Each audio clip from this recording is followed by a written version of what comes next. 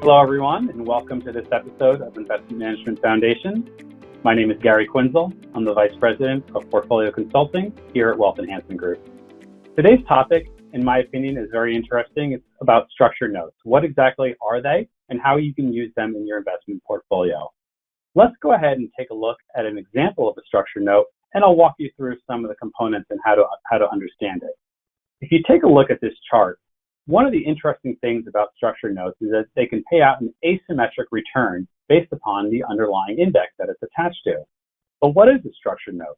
A structured note is essentially a combination of a zero coupon bond, such as a treasury, that also includes options, puts and call options that are related to either some individual stocks or an underlying index, such as the S&P 500. By investing in this structured note, you can get exposure to that underlying index, but in a structure such as this, you can have a buffer against unexpected losses or perhaps amplified returns up to a certain cap. You may be wondering how exactly that might work. So as I mentioned, the underlying bond will help return capital at the maturity of the bond, and it'll set the tenor of the note. The puts and calls help determine what the underlying structure is. So in this example, you can see that there's a buffer from 0 to minus 15%, which is essentially a put spread, so both buying and selling a put, that provides protection against the first minus 15% returns relative to the S&P 500.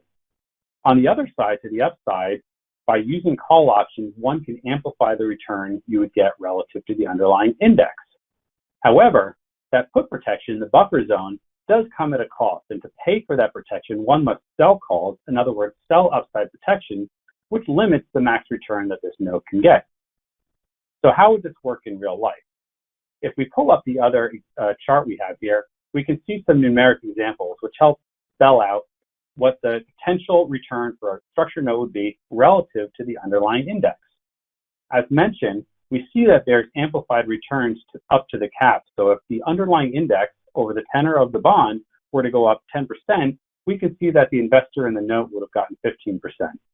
However, if the underlying index went up 25%, we can see that the investor in the structured note would actually be capped out at a max return of 20. If we look to the downside, this is where the real benefits come in, that the structured note actually has a protection so that if the underlying index is down 10%, the investor would be flat on return. In other words, they would have relative outperformance of 10% relative to the index.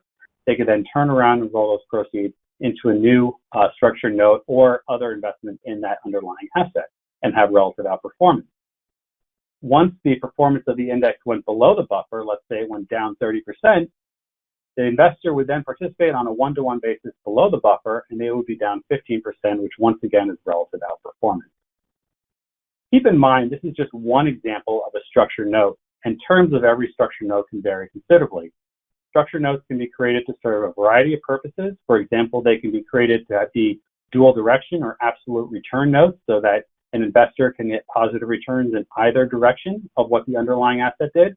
There's also things like digital return notes and yield enhancing notes that are structured to pay out coupons based upon performance of underlying assets.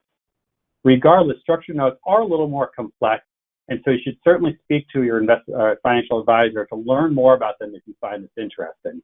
But structured notes can be a compelling part of a portfolio because they help create defined outcomes for investors, and they can create hedged equity returns that allow investors to participate in equity markets, but also have a little bit of protection to reduce overall portfolio volatility.